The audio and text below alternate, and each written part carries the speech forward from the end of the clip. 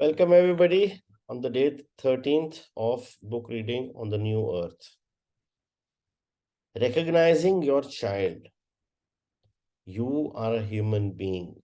What does that mean? Mastery of life is not a question of control, but of finding a balance between human and being. Mother, father, husband, wife, young, old, the roles you play, the functions you fulfill, whatever you do, all that belongs to the human dimension. It has its place and needs to be honored. But in itself, it is not enough for a fulfilled, true, meaningful relationship or life. Human alone is never enough. No matter how hard you try, what you achieve, then there is being. It is found in the still, alert presence of consciousness itself. The consciousness that you are. Human is a form, and being is formless. Human and being are not separate but interwoven. In the human dimension, you are questionably superior to your child. You are bigger, stronger, no more, can do more. If that dimension is all you know, you will feel superior to your child, if only unconsciously. And you will make your child feel inferior, if only unconsciously. There is no equality between you and your child because there is only form in your relationship, and in form, you are, of course, not equal. You may love your child, but your love will be human only. That is to say, conditional, possessive, intermittent. Only beyond form, in being, are you equal, and only when you find the formless dimension in yourself can there be true love in that relationship. The presence that you are, the timeless I am, recognizes itself in another and the other. The child in this case feels loved, that is to say, recognized. To love is to recognize yourself in another. The other's otherness then stands revealed as an illusion pertaining to the purely human realm, the realm of form. The longing for love that is in every child is the longing to be recognized, not on the level of form, but on the level of being. If parents honor only the human dimension of the child but neglect the being, the child will sense that the relationship is unfulfilled, that something absolutely vital is missing, and there will be a buildup of pain in the child and sometimes unconscious resentment towards the parents. Why don't you recognize me? This is what the pain or resentment seems to be saying. When another recognizes you, the recognition draws the dimension of being into more fully into the world through both of you. That is the love that redeems the world. I have been speaking of this with specific reference to the relationship with your child, but it equally applies, of course, to all relationships. It has been said God is love, but that is not absolutely correct.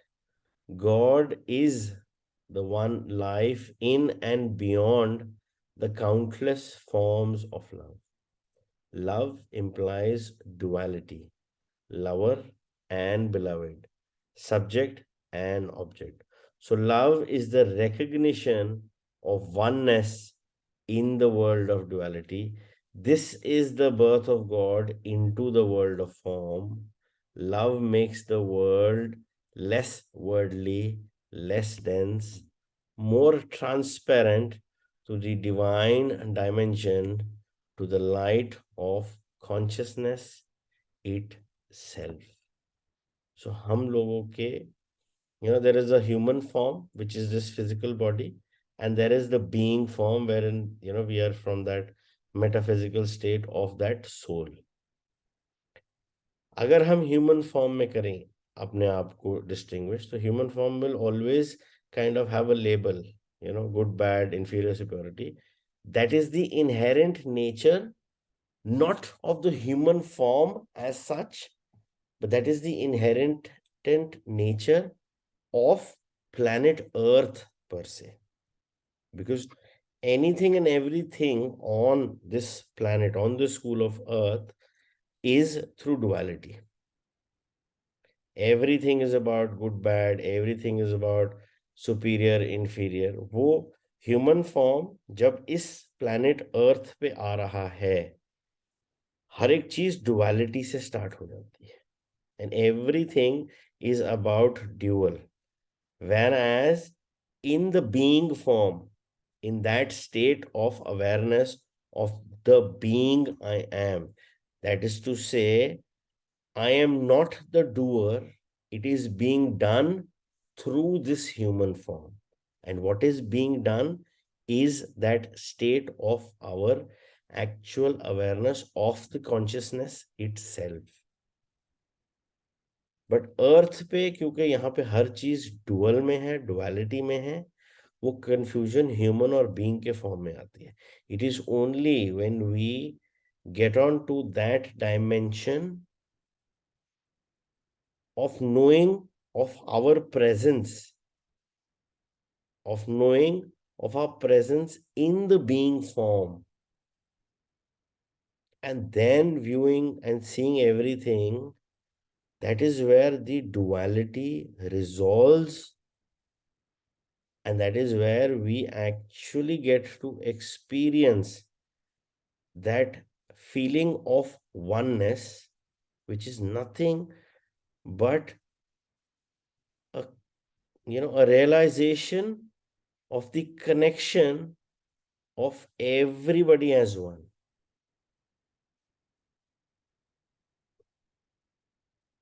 See, at the end of the day, we are all humans, but we are human beings. Okay? जो सांस या जो प्राणा या जो consciousness मेरे अंदर है, which is keeping this physical body known as Arjuna Soni in this lifetime, that's the same prana which is also there inside of you. Similarly, each and every person who is currently alive and has a physical body on planet Earth is having or is alive because of the same consciousness as you, me, and everybody around.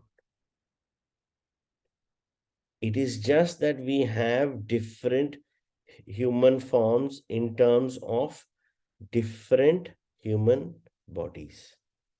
But the being inside, the consciousness inside, that prana, जिसे हम हिंदी में बोलते हैं, that chi जिसको हम qigong में बोलते हैं, that prana inside, that consciousness inside, which is keeping us alive, is the same in everybody. So that realization of knowing who you truly are, of self-realizing your true state of being, of that consciousness itself, is that experience of oneness, and is that experience which is beyond the duality of planet Earth, जिसमें आपको एक realization, एक experience, एक kind of a awakening मिलती है, which is initially for a small glimpse, and it can be extended further with your practice. is just a realization that the consciousness inside of me, the prana inside of me, and the consciousness inside of others on planet Earth is the same. It's only and only with the tricks and perceptions or the perceptory glasses of the egoistic mind and the connection with the form,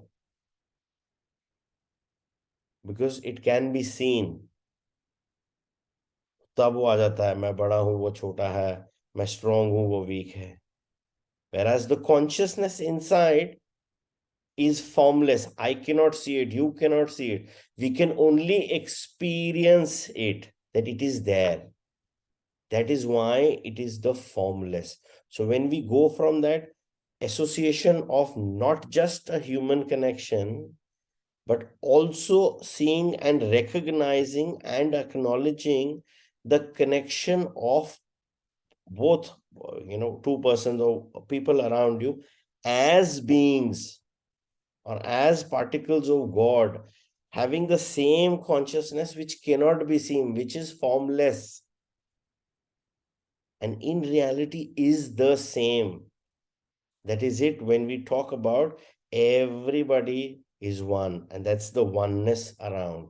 So that is an experience where we go beyond the human form, beyond the discriminative form, beyond the labeling form, beyond the inferior, superior, good, bad, strong, weak form, and concentrate and realize that being inside, that consciousness inside is what we truly are, and that is the same in each and every one around. And it's only then we get this realization that there is no difference, because this human form is just part of an experience for which you are here, and this is nothing but a uniform given to you which has a validity, which has an expiry date, but who you truly are is eternal.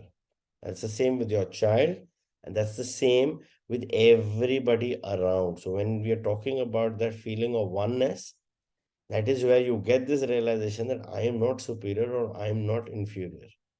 And you get the realization where you move beyond your egoistic ego part of the mind of a state where you are in this big misconception that I am the doer. Whereas in reality, whatever you are doing is being done through the human form. And you are not exactly doing it. It is being done through you. Because जहां पे भी आप ये doing का concept पे आ जाते हो, it is nothing but a projection of ego that I have done this. I am doing this. I have done this in the past. I'm going to do this. I'm going to do this. So that association of that I, that inflated ego gets higher up your ladder. And whereas when we concentrate on the being form, where everybody is one, where everybody is being run by that same consciousness inside me, inside you, and everybody around, and whatever actions that are being performed, they are being done through the human form and not being done by the human itself. And that shatters the ego, where there is no credit for the doer, because the doer is actually not the doer, but the doer is just an instrument for the act to be performed. It's only then we realize that everybody is one, and that's when we refer to as the oneness around all of us.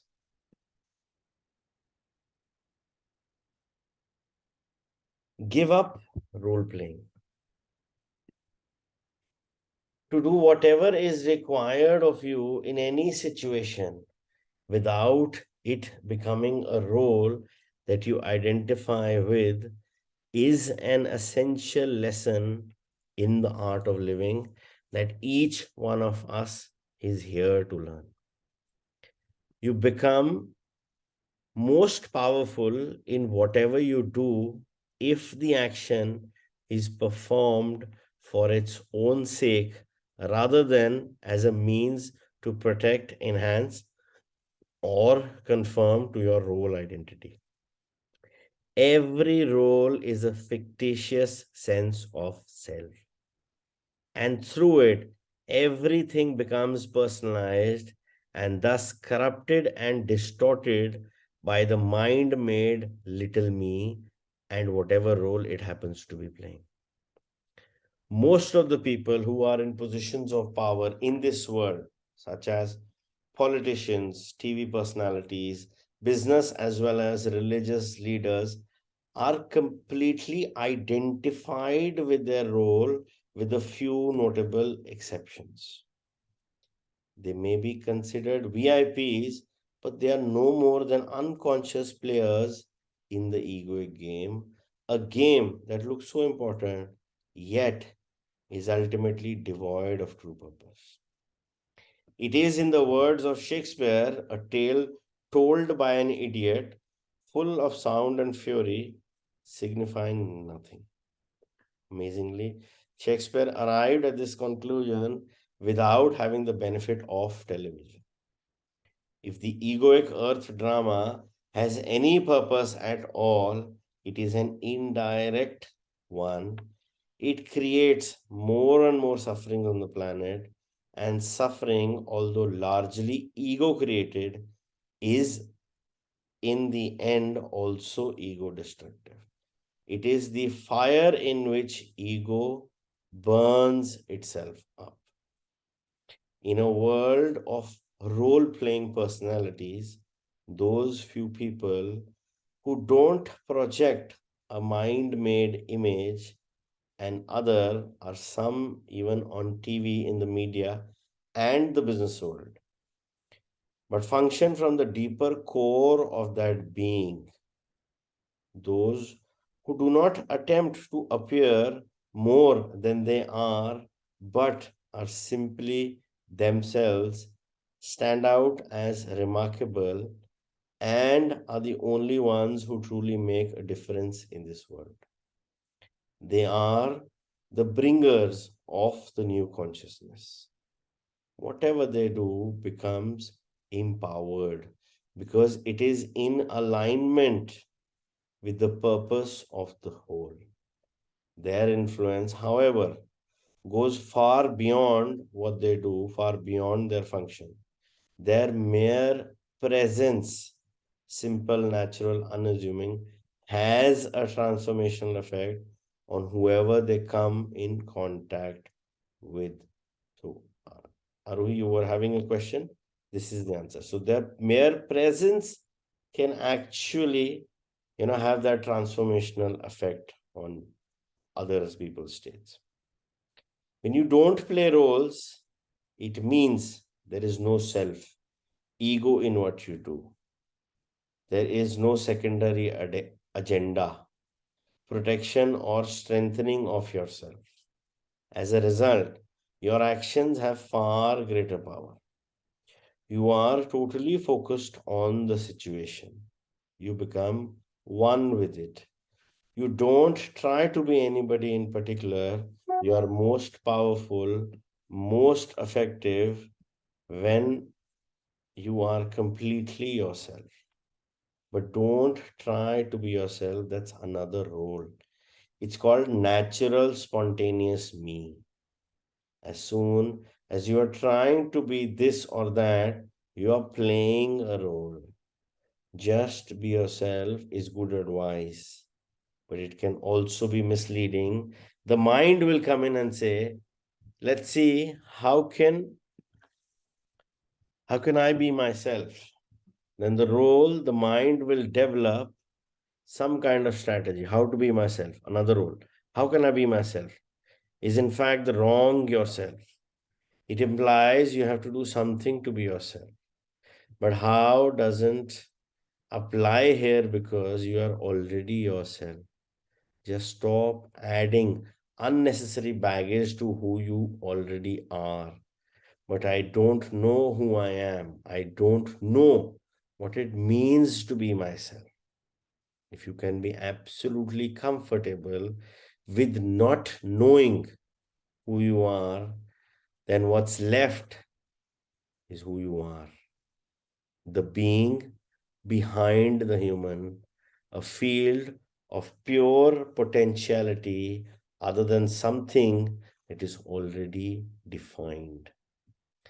Give up defining yourself or to others. You won't die, you will come to life. And don't be concerned with how others define you. When they define you, they are limiting themselves. So it's their problem.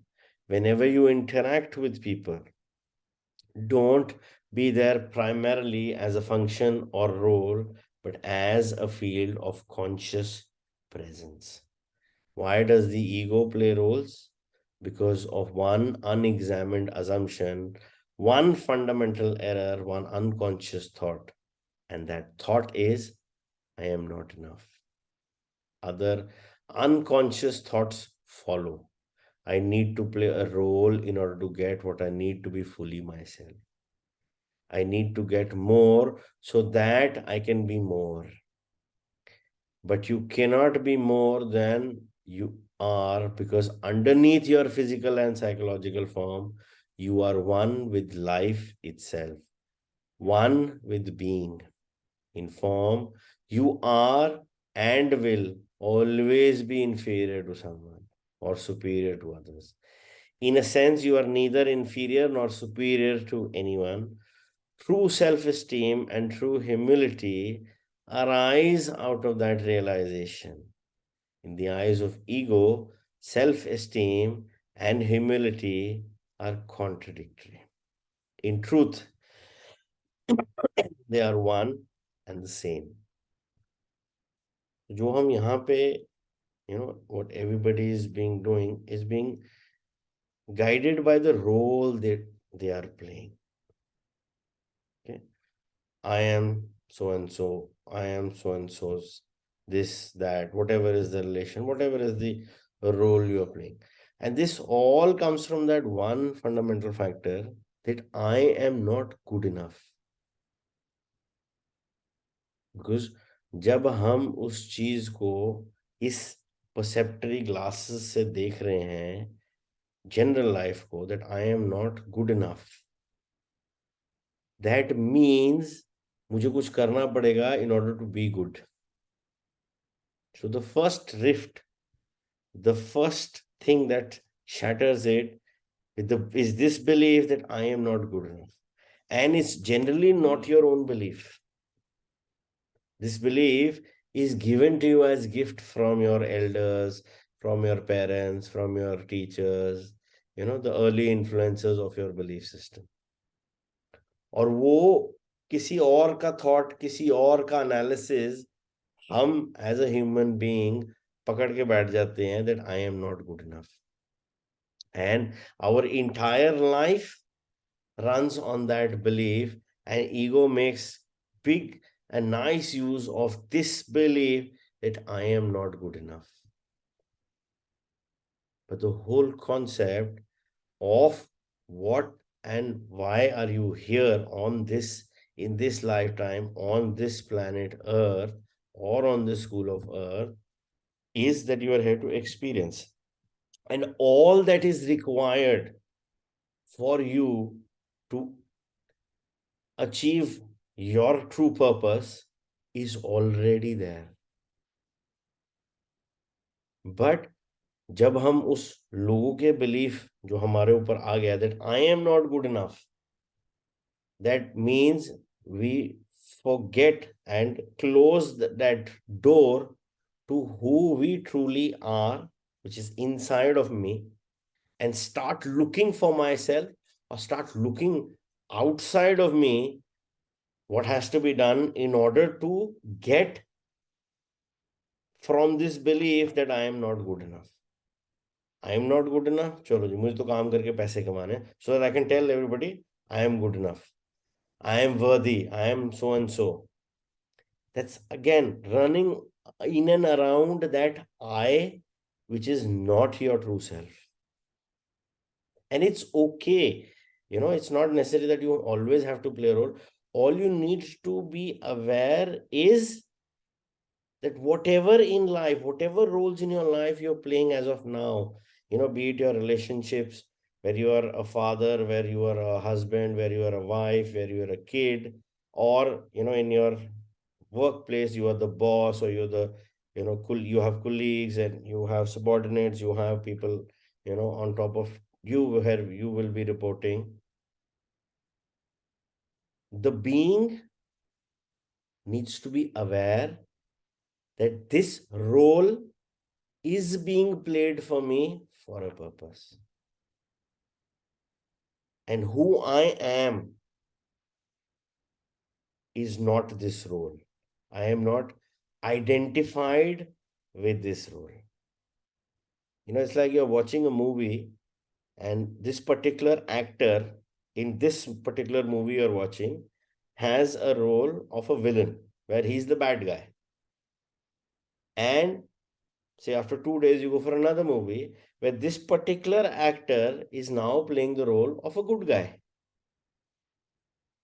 But the time this actor, who's also a good guy, acted as a good guy in one movie, acted as a bad guy in one movie, starts associating with his role he's playing in the movie as who he truly is, that's where the actor gets into an issue.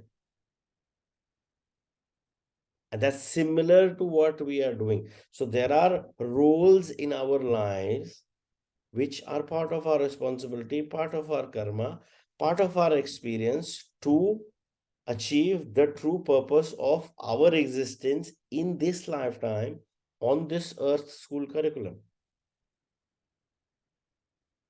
But वो role जो मैं play कर रहा हूं, क्या मैं वो हूं कि वो एक मेरा रोल है?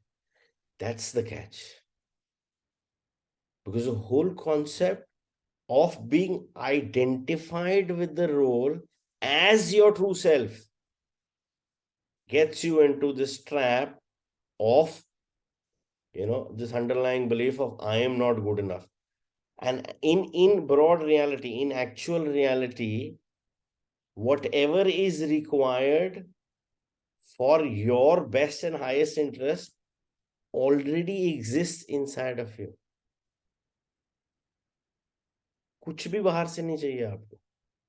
You are absolutely complete, absolutely good enough for whatever is it that you are want to experience. The whole issue is that we are so identified with the role we are playing, because there is not just one role you're playing. You're playing multiple roles during the day. So if as an actor I am playing multiple roles, does that make me the role and I start living the role? Or does that make me ask a question, okay, that's a role the being is playing, but that's not me. That is a role assigned to me for a particular purpose. So stop defining yourself with the role you are playing. And stop running with, from this premise of breaking that belief that I am not good enough. Each and everything, it's like each and everything happens at the perfect time for the perfect result in my life. That's the intention, because that is the reality. It's only that the identification of the role interferes with the true essence of why it is happening. So all problems of our ego or of our egoistic mind here on planet Earth are only and mainly because of our identification of the role we are playing as ourselves. और हमें कुछ नहीं करना है. We just have to step outside this box and just tell ourselves that that's a role I am playing. That's not who I am. Because that is a role here on the school of earth. The moment you as a soul, you as that being moves from this body, from the school of earth, that role is finished.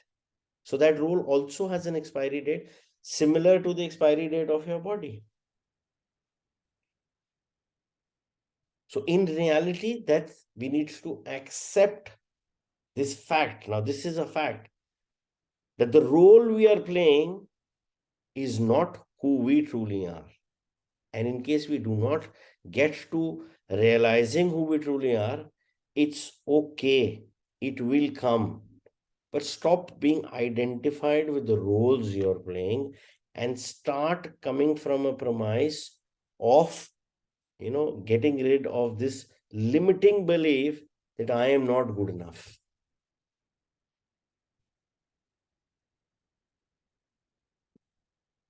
The pathological ego.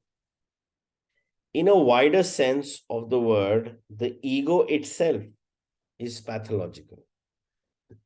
No matter what form it takes, when we look at the ancient Greek root of the word pathological, we discover just how appropriate that term is when applied to the ego. Although the word is normally used to describe a condition of disease, it is derived from the pathos, which means suffering. This is, of course, exactly what the Buddha already discovered 2600 years ago as a characteristic of the human condition. A person in the grip of ego, however, does not recognize suffering as suffering, but will look upon it as the only appropriate response in any given situation. The ego, in its blindness, is incapable of seeing the suffering it inflicts on itself and on others. Unhappiness is an ego created mental emotional disease that has reached epidemic proportions. It is the inner equivalent of the environmental pollution of our planet. Negative states such as anger, anxiety, hatred, resentment, discontent, envy, jealousy, and so on are not recognized as negative but as totally justified and are further misperceived not as self created but as caused by someone else or some external factor. I am holding you responsible for my pain. This is what, by implication, the ego is saying. The ego cannot distinguish between a situation and its interpretation of and a reaction to that situation. You might say, what a dreadful day, without realizing that the cold, the wind, and the rain, or whatever condition you react to, are not dreadful. They are as they are. What is dreadful is your reaction, your inner resistance to it, and the emotion that is created by that resistance. In Shakespeare words, there is nothing either good or bad, but thinking makes it so. What is more, suffering or negativity is often misperceived by the ego as pleasure because up to the point the ego strengthens itself through it. For example, anger or resentment strengthen the ego enormously by increasing the sense of separateness, emphasizing the otherness of others, and creating a seemingly unsaleable fortress like mental position of rightness. If you were able to observe the physiological changes that take place inside your body when possessed by such negative states, how they adversely affect the functioning of the heart, the digestive and immune systems, and countless other bodily functions, it would become abundantly clear that such states are indeed pathological, are forms of suffering, not pleasure. Whenever you are in a negative state, there is something in you that wants the negativity, that perceives it as pleasurable, or that believes it will get you what you want. Otherwise, who would want to hang on to negativity, make themselves and others miserable, and create disease in the body? So, whenever there is negativity in you, if you can be aware at that moment that there is something in you that takes pleasures in it or believes it has useful purpose, you are becoming aware of the ego directly. The moment this happens, your identity has shifted from your ego to awareness. This means the ego is shrinking and the awareness is growing. If in the midst of negativity you are able to realize at this moment, I am creating suffering for myself, it will be enough to raise you above the limitations of conditioned egoic states and reactions. It will open up infinite possibilities which come to you when there is awareness. Other vastly more intelligent ways of dealing with any situation. You will be free to let go of your unhappiness the moment you recognize it as unintelligent. Negativity is not intelligent. It is always of the ego. The ego may be clever, but it is not intelligent. Cleverness pursues its own little aims. Intelligence sees the larger whole in which all things are connected. Cleverness is motivated by self interest and that it is extremely short sighted. Most politicians and business people are clever, very few are intelligent. Whatever is attained through cleverness is short lived and always turns out to be eventually self defeating. Cleverness divides, intelligence unites. So, when we are talking about this pathological, referring to the ego as the pathological form, which is, connected with so much of negativity, it's very important to actually view this in a very nice state of mind कि अगर मैं कुछ भी you know किसी भी चीज में अपना रिएक्शन या अपना मीनिंग जो मैं अटैच कर रहा हूं to whatever is outside of you, because anything and everything that is outside of you has nothing to do with what you think. But the moment you give that outside thing a meaning, it has each and everything to do with you. So when you're saying that, I've had a dreadful day because there was a storm, that's the meaning the ego has attached to that experience, that it was dreadful. Whereas, that same storm could have been a very adventurous thing for a few souls. So is it that the storm that you went through is dreadful because for you, the meaning you attached to it was dreadful, but the meaning the other person attached to it could have been adventurous, could have been thrilling. So सारा का सारा जो mind की या ego की game है ना, it's a meaning making machine. सारा टाइम और कुछ नहीं करता है, हर एक एक्सटर्नल सिचुएशन को अपना मीनिंग, अपना एनालिसिस देके एक रियलिटी बनाने की कोशिश कर रहा है. Whereas the reality outside is not driven or is not probably close to the meaning your mind has given it. Because in reality, in truth, in matters of truth, everything is factual.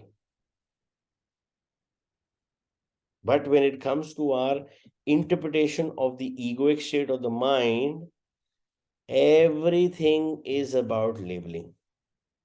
Everything is about giving a meaning.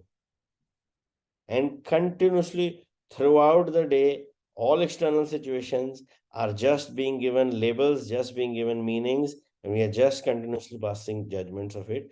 And as a result, empowering the egoistic part of the mind, and part of it is responsible for all the negativity that we are gathering ourselves by the meaning we are giving it. They say whatever words you speak, they have a spelling. So words are nothing but spells being casted by yourself. So please be very, very wise in whatever words you are using, because that is what you are actually manifesting. So if I'm saying it was a dreadful day, what am I trying to say? The spell being casted by me as an individual through the mind making machine and the power of ego is dreadful.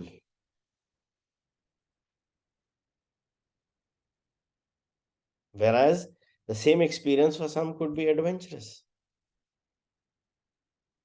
So that is why it is being referred कि हर एक चीज में जब हम ego के meaning making machine के ego एक part से ऑपरेट करते हैं, we end up in a state of negativity where we might look very clever, we might look very smart and everything, but that is not true intelligence. True intelligence is in this fact that each and everything and each and every situation, event, or circumstance that is happening in my life, the way I am seeing it is my point of view. And the same situation, event, or circumstance being viewed by another person, their meaning is their point of view.